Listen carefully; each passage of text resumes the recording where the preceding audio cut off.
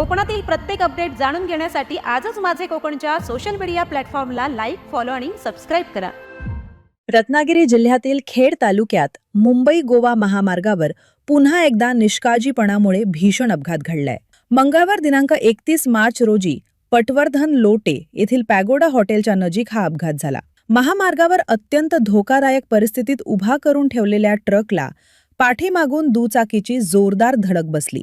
रात्रीच्या काळोखात ट्रक न दिसल्यामुळे हा अपघात झाल्याचे समोर आले. या अपघातात दुचाकीस्वार अक्षय अरविंद आंबरे राहणार माणी, तालुका खेड, जिल्हा रत्नागिरी हे गंभीर जखमी झाले असून त्यांच्यावर उपचार सुरू आहेत. दरम्यान अपघातानंतर संबंधित ट्रक चालक घटनास्थळावरून पसार झाल्याची माहिती प्रत्यक्षदर्शींनी दिली आहे. मुंबई गोवा महामार्गावर ट्रक, टँकर, टेम्पो यांसारखी अवजड वाहने बेदरकारपणे रस्त्यावर उभी केली जात असल्याने अपघातांना जणू निमंत्रण मिळते. खेड परिसरात अशाच प्रकारचे 3 ते 4 अपघात यापूर्वीही घडलेत. यामुळे महामार्ग पोलीस नेमकं काय करत आहेत असा संतप्त सवाल आता वाहन चालक आणि स्थानिक नागरिक उपस्थित करत आहेत.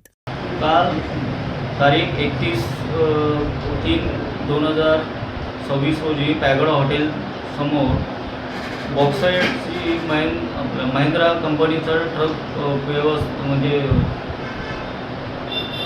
शिस्तपणे उभा होता. त्याला पार्किंग वगैरे कुठचीच लाईट वगैरे नव्हती. सदर ट्रक हा 22 तास हायवे महामार्गावरती उभा असून तिथे महामार्ग पोलिसांनी कोणताही लक्ष न देता माझा पुतण्या अक्षय अरविंद आंबरे हा चिपळूणवरून कामावरून येत असताना रात्री 7:45च्या दरम्यान त्याला सदर ट्रक न दिसल्यामुळे तो त्या ट्रक खाली जाऊन त्याचा अपघात घडलेला आहे. त्याच्या अगोदर असेच महामार्ग पोलिसांच्या चुकीमुळे 2 ते 3 मुलं निरपराध अपघातानं गेलेली आहेत.